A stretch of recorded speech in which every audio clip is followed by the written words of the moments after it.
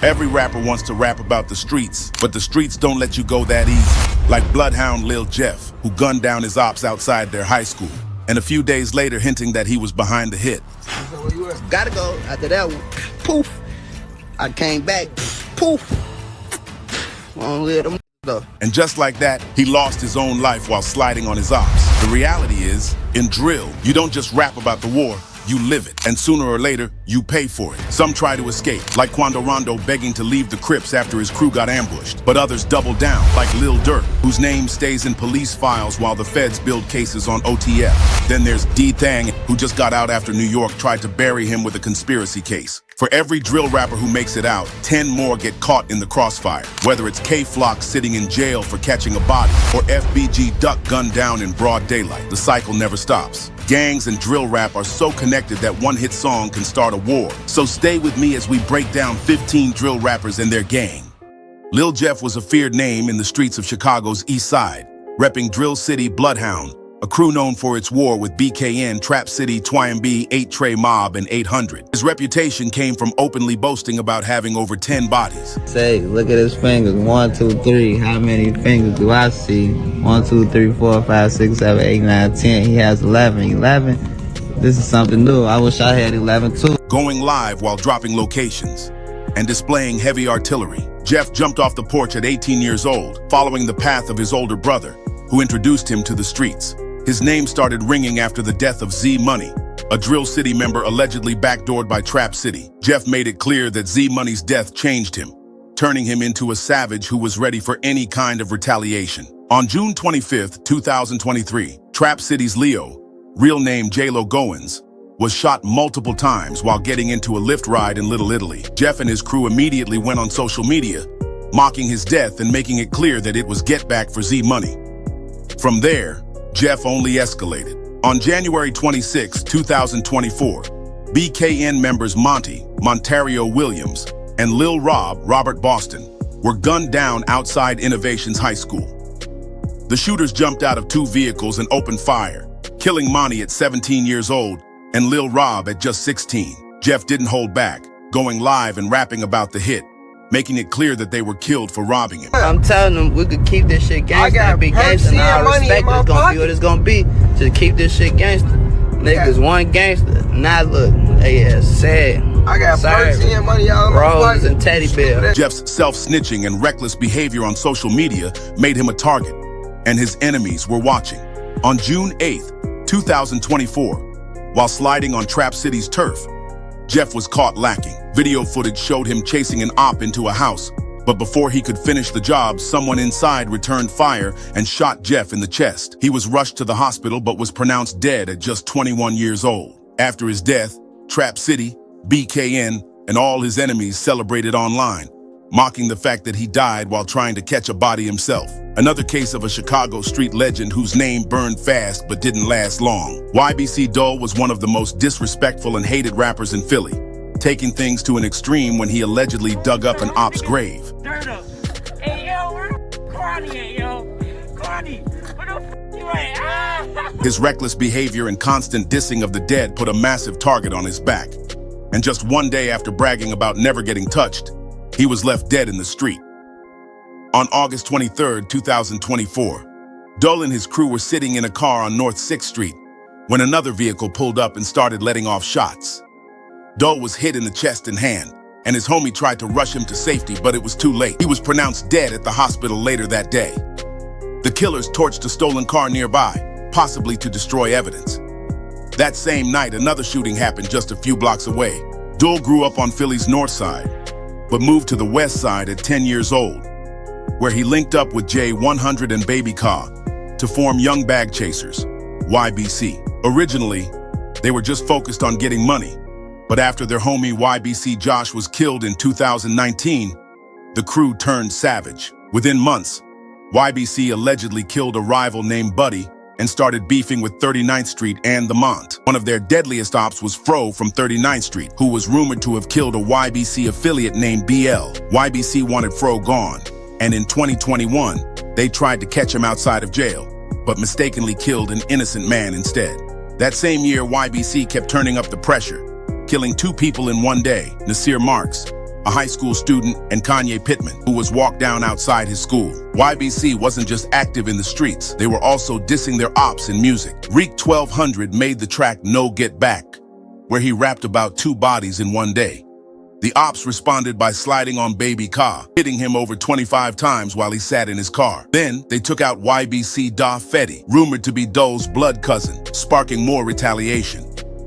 Dole took the disrespect even further, dropping tracks like So Many Names and McButtons and McNuggets, where he mocked dead ops, including Booga, a McDonald's employee who was killed just for being related to an enemy. In the McButtons video, Dole and his homies went to a real McDonald's, ordered food, and taunted Booga's death. Dole linked up with PNB and the Tortures, getting involved in beefs with Black Flags, CCK, and West Side Mafia. His homie Hop Out Blick later got locked up for a botched gun sale that turned into a triple murder, with Blick allegedly rapping about the crime before getting caught. Dole once said he wanted to turn things around and give back to the community, but before he could, his name got added to the long list of rappers who couldn't escape the streets. FBG Duck was the face of STLEBT, one of the most feared GD sets in Chicago's South Side. Coming up in the trenches, he built his reputation as one of the most reckless and feared names in the drill scene. But while Duck had the talent to take STL to the top, the war with O'Block and the BDs would ultimately cost him everything. Duck's come-up started with his older brother, FBG Brick, who was a respected member of STLEBT. By the time Duck was a teen, he had already followed in his brother's footsteps, putting in work for the set. He was known for fighting, and allegedly even pulled up to O-Block to scrap on their own turf. But what turned the South Side into a full-on war zone was the murder of Tuka in 2011. Tuka was one of Duck's closest friends, and his death at a bus stop kicked off a revenge cycle that spiraled out of control. A few months later, STL got Get Back when a BD named Odie Perry was killed, and after his death, Week City rebranded as O-Block in his honor. Rumors pointed to STL's KY and FBG Butter as the shooters. Duck took Tuka's death personally, and it shaped his entire music career. As the BDS started to blow up in the rap game, STL was right behind them. Chief Keef, Lil Durk, and Rondo No. 9 took over the drill scene, but FBG Duck, Billionaire Black, Lil J, and Wooski were making a name for themselves too. In 2017, tragedy struck when his brother, FBG Brick, and his cousin Kobe Mack were both killed. Rumors said that C Murder from O-Block was behind the hit, but no one was booked. Instead of falling back, Duck turned up the pressure, and in 2018, he finally got his big break with Slide, which racked up millions of views and put him on the map. At the same time, STL was still in the trenches. Wooski got shot in the head at Dooski's funeral. Even after getting shot twice himself, Duck refused to leave Chicago, saying he knew how to move safely. Duck's music was fueled by dissing dead ops, but in 2019, he briefly tried to change direction. On Chicago Legends, he showed love to fallen BDs like L.A. Capone and Fredo Santana. But the peace didn't last. 1 year later, Duck dropped Dead Bitches, a track that disrespected multiple Dead O-Block members. That song would cost him his life. In August 2020, Duck went to Gold Coast, an upscale shopping district, with his girl. O-Block got the drop, and within minutes, 2 cars full of shooters rushed across town. 6 O-Block members jumped out and unloaded on Duck, hitting him in the chest and neck. He died on the scene. Less than a year later, 5 O-Block affiliates, DThang, C Murda, Muwop, Los, and Zel Muna, were booked on RICO charges for Duck's murder. According to witness testimony, a $50,000 bounty was placed on Duck's head, later doubled to $100,000. Duck's death marked the fall of FBG, and after he was gone, FBG Cash was the last one holding the set down in music. He dropped disses aimed at O-Block, including Computer Murderers and Steppers Come. But in June 2022, Cash was caught in traffic and gunned down. After Cash died, FBG was finished. K-Flock was on his way to taking over Bronx Drill, but instead of staying focused on his career, he got caught up in beef, murder charges, and a massive RICO case that could send him away for life. Flock came up in SevSide, 187th DOA, a block clique that includes mostly Crips from 280, 180 RGC, and HMC, with a few Bloods affiliated as well. While SevSide is mainly a Crip-heavy set, Flock himself was part of SMM. Not every SMM member rocked with Flock, especially since a lot of SMM members also claimed Drilly, a crew that had issues with him. SevSide has been locked in a violent war with the Gunnahs and the 4Zs, turning their section of the Bronx into one of the most active war zones in the city. Flock wasn't even planning to rap at first. He was just hyping up his homies B Lovey and Dougie B. But in 2020, they convinced him to hop in the booth. His first few tracks started catching fire, but when he dropped Is Ya Ready and Being Honest, everything changed. His numbers skyrocketed, and within months, he was one of the hottest drill artists in New York. But just like in Chicago drill, the Bronx scene wasn't just about the music. Almost every rapper was gang-affiliated, and the street drama carried over into the industry. Flock was cool with Baby from the OYs and Shot EK from the OGs. But that changed when got caught chilling with RPT, one of Flock's opsets. Flock took it as a sign of disrespect and turned against dragging Shah EK into the beef too. Disses started flying back and forth, and soon enough, the violence on the streets ramped up. But while the beef with his former homies was heating up, Flock was still blowing up in the industry. In October 2021, he linked up with Lil Che and Fivio Foreign for Not in the Mood, which hit number 61 on the Billboard charts. Then in November, he dropped his debut mixtape, and Billboard named him Hip Hop Rookie of the Month. Flock was officially the face of Bronx drill, but instead of leaving the streets behind, he got deeper into the war. In December 2021, Flock allegedly killed a man named Waka outside a Bronx barbershop in broad daylight. At first, cops claimed Flock walked up, checked Waka, and shot him when he tried to walk away. But surveillance footage later proved that story was wrong. It was actually Waka who followed Flock out of the shop before the shooting happened. Flock turned himself in, claiming self-defense, and his lawyer argued that he had a strong case to beat the charge. But while his legal team was working to clear his name, the feds were watching. In February 2023, the Justice Department hit Flock and 7 other alleged members of SevSide and Third Side with a RICO indictment, claiming they had been terrorizing the Bronx with shootings between 2019 and 2022. On top of the murder charge, Flock was also accused of multiple shootings in 2020 and 2021. At first, fans thought he had a good shot at getting out, especially after he hired Jeffrey Lichtman, the lawyer who defended El Chapo and John Gotti Jr., but the RICO changed everything. Now he's facing life in prison, and if convicted, he could even get the death penalty. The feds rarely lose RICO cases, and someone almost always flips.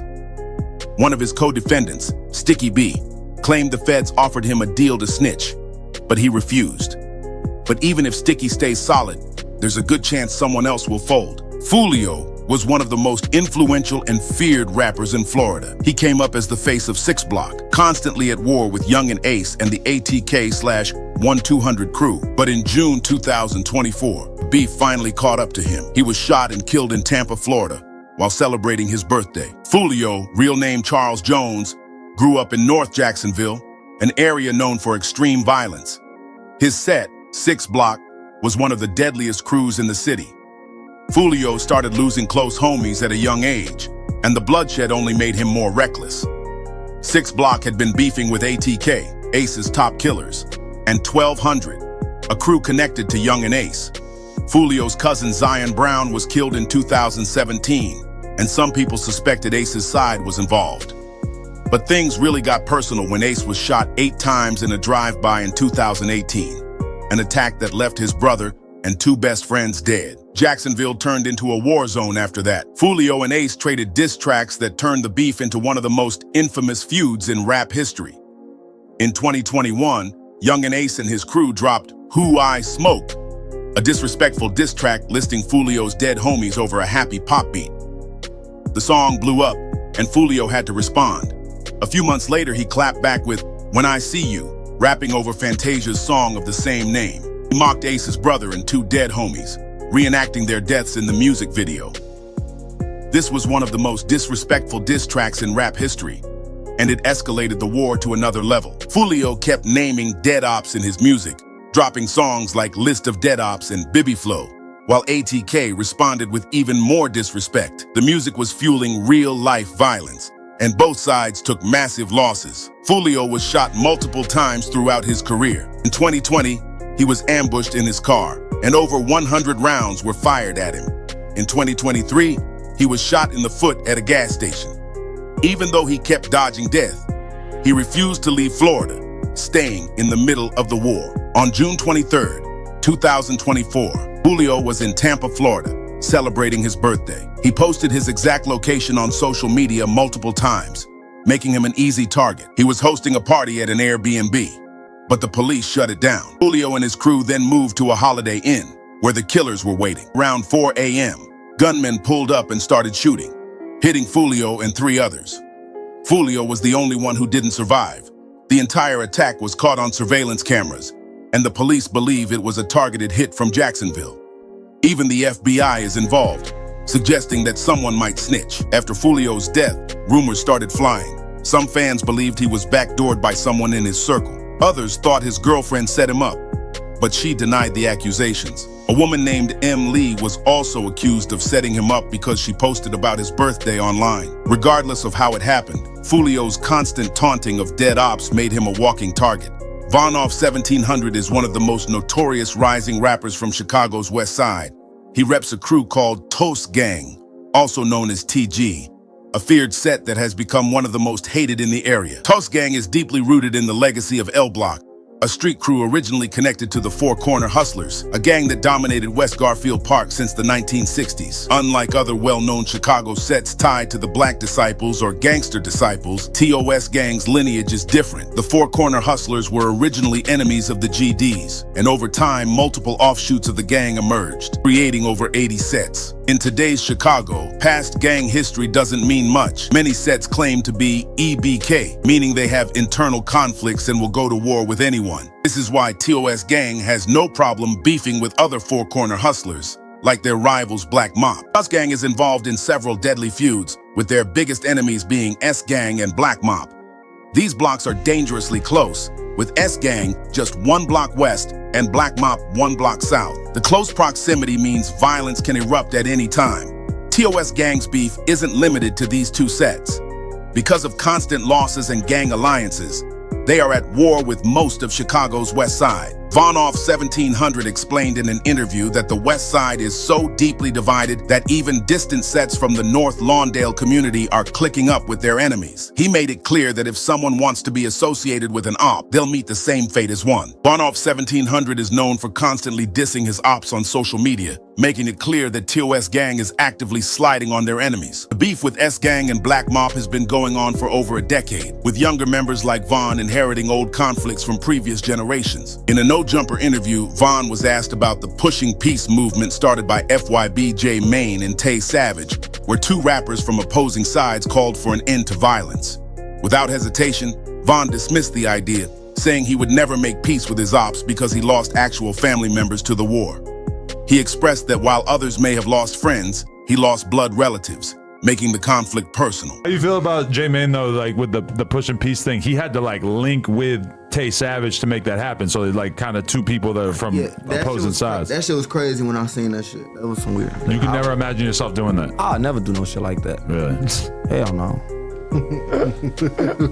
You're just anti-peace in general? Or? No, just not with no niggas I'm into it with. Hell no. Motherfuckers hate the ops so bad, we won't even link up with them and push peace in the afterlife. Oh, bro, no. I'm great on that. Like, that's some shit they got going on. Like, I ain't knocking them for doing that shit. Like, I actually, like, salute them for doing that shit to try to put a better image out there for people, but not me, not the kid with the glasses. It's just too serious? Yeah, I'm murdering their ass. Like, it's different for me because I lost family. So a lot of people lost friends and shit, but I lost family. And then so it's just like, it's different. When asked about the death of his enemies, he showed no remorse, proudly claiming that his side was responsible.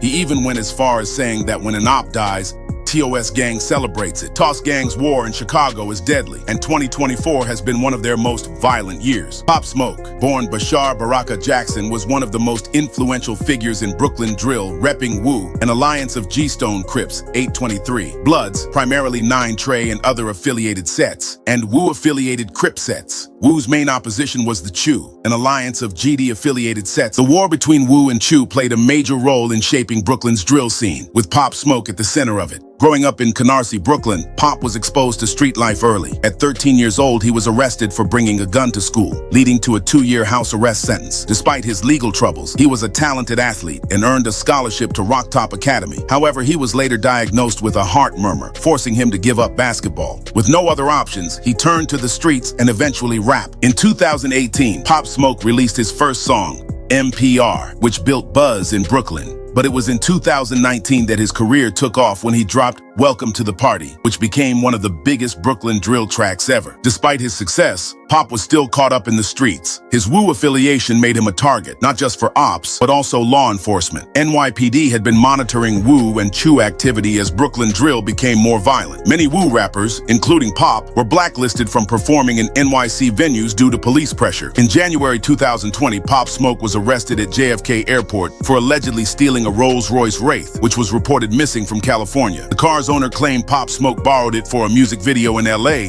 but never returned it, instead shipping it back to Brooklyn. Authorities claimed that during his interrogation, Pop was pressured to give information on Wu and other gang members but refused to cooperate. He was released on $250,000 bail and awaited trial. Just a month after his arrest, Pop Smoke was shot and killed in a home invasion in the Hollywood Hills, California. Earlier that day, he posted an Instagram story showing designer bags, one of which had his full address visible. At 4:30 a.m., 4 masked men entered the house through the balcony, catching Pop and his crew off guard. At some point during the robbery, Pop Smoke was shot twice in the chest. Instead of calling 911 immediately, one of Pop's people first called his manager in New York, delaying response time. He was eventually rushed to Cedars-Sinai Medical Center, where he was pronounced dead at just 20 years old. Herbo grew up in Terrortown, one of the most violent areas in Chicago's East Side, known for constant gang warfare between No Limit, Black P. Stones, and various gangster disciple sets. He was affiliated with No Limit, a faction of the Black P. Stones, which formed from 2 separate groups merging together, despite NLMB standing for Never Leave My Brothers.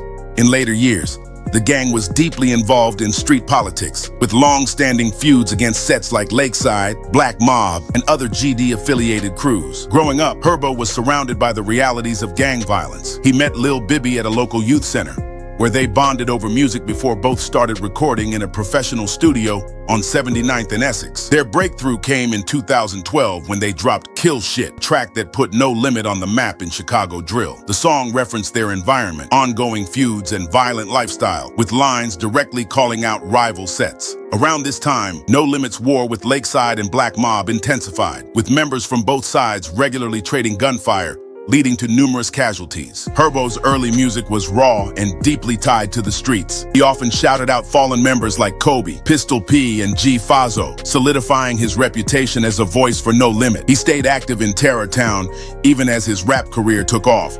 Unlike Bibby, who distanced himself from the streets, Herbo's refusal to leave the trenches led to several close calls and arrests. In 2018, he was arrested alongside 2 others after police found loaded firearms with extended clips in their limo. Officers claimed he personally placed a Glock in the seat pocket in front of him, leading to charges of aggravated unlawful use of a weapon. He was released on bail and later took a plea deal, avoiding jail time with probation. Despite trying to transition into mainstream rap, Herbo remained connected to No Limit, frequently referencing members like Mad Max, known as one of the gang's most feared shooters. Max was allegedly responsible for multiple high-profile hits on rivals, earning him a reputation as one of the most dangerous members of the set. Herbo's lyrics often detailed Max's activities, describing him as a real-life Call of Duty player, racking up bodies with precision. Herbo's biggest legal trouble came in 2020 when he was indicted for his involvement in a $1.5 million fraud scheme. Prosecutors alleged that he and several associates used stolen identities and credit card information to fund private jets. He pled not guilty, and the case remains unresolved. While Herbo managed to escape the streets physically, many of his former No Limit associates remained stuck in the cycle of violence. Some grew bitter, believing he abandoned them after achieving success. No Limit continued its war with Lakeside and Black Mob, leading to more casualties on both sides. Herbo eventually distanced himself from street activity but still paid homage through his music. Lil Durk grew up in Inglewood, one of Chicago's most dangerous neighborhoods. His father, Big Durk, was a well-connected figure tied to Larry Hoover and the Gangster disciples, running a major drug operation before being sentenced to life in prison when Durk was just 7 months old. Back on the outside, Durk focused on building his rap career. He dropped Sneak Dissin' and I'm a Hitter, gaining traction in the city. His first mixtape in 2011 started to build his buzz, but in 2012, L's anthem changed everything. The song dissed rival GD sets like Brick Squad and Wooga World, fueling tensions that led to deadly retaliation. Lil Jojo responded with 300 KBDK, taking direct shots at Durk and the BDs. Shortly after, Jojo was shot and killed. escalating the war between BDs and GDs to a new level. By 2020, Durk was finally breaking into the mainstream, dropping Laugh Now Cry Later with Drake, which took his career to the next level. But while his music was peaking, tragedy struck. King Von was shot and killed in Atlanta after a fight with Quando Rondo's crew. Von's death hit Durk hard. The police linked Lil Durk to the unaliving of Quando Rondo's cousin Lil Pop, because Quando Rondo was involved in the unaliving of King Von. Investigators claimed Durk put a hit out on Quando Rondo with text messages from suspects discussing payment and references to OTF. Lyrics from Durk's track Aha was cited as evidence, along with messages where the alleged shooters talked about waiting for Durk to arrive in the city to get paid. Durk's lawyers tried to use his 2019 case as proof that he wasn't a flight risk, but this time was different. When the feds started closing in, Durk allegedly tried to flee the country, booking flights to Dubai, Switzerland, and Italy before getting caught. Another rumor circulating involves OTF Jam, a longtime associate of Durk, who was allegedly pressured into cooperating with the feds. Some claim Durk ordered a hit on Jam's baby mama. With witnesses allegedly cooperating and the feds gathering evidence, it's looking like Durk will be tied to even more charges before his trial starts. As of now, Durk remains locked up. DThang, one of the biggest names in Bronx drill, is officially free after serving time on conspiracy and weapons charges. He was released in early 2024, much earlier than expected, after originally facing up to 115 years in prison. His return to the streets has already sparked conversations about what's next for him and whether he'll be able to pick up where he left off in the Bronx drill scene. Coming up in River Park Towers RPT, DThang built his name through aggressive diss tracks and his involvement in the long-standing war between the YGZ, Young Gunners, and their main rivals, DOA, led by K-Flock. Despite being blood cousins, DThang and K-Flock became two of the Bronx's biggest enemies, turning their family ties into one of the most publicized beefs in drill music. Diss tracks and real-life violence between their crews turned the Bronx into one of the most dangerous drill hubs in the country. DThang's music career skyrocketed in 2020 with hits like Caution and Talk Facts, which called out his ops by name and fueled even more tension in the streets. RPT was already active, but DThang's music gave them a bigger platform, drawing the attention of both fans and law enforcement. The NYPD had been monitoring Bronx drill rappers closely, looking for any connection between their lyrics and real-world crimes. In May 2022, authorities made their move, issuing a 65-count indictment against DThang and 22 other RPT members. The charges included conspiracy to commit murder, attempted murder, and weapons possession. Prosecutors accused RPT members of being involved in at least 6 shootings, with evidence linking them to guns that had been flaunted on social media and in music videos. They also faced an animal cruelty charge after a live stream surfaced, showing RPT members allegedly beating a pigeon, claiming it symbolized a crip from a rival neighborhood. While locked up in Rikers Island, DThang allegedly got caught up in more drama. Reports claimed he and several YG's members jumped a crip inmate as the gang war from the streets continued inside the jail. Despite the heavy charges and potential for a long sentence, DThang managed to strike a plea deal that got him a much shorter bid, and he is now back on the streets. With his release, Bronx drill is watching closely to see what happens next. The scene has changed since he got locked up. Many rappers have fallen off, while others have leveled up. If you like this video, click on the card to watch a similar video to this one.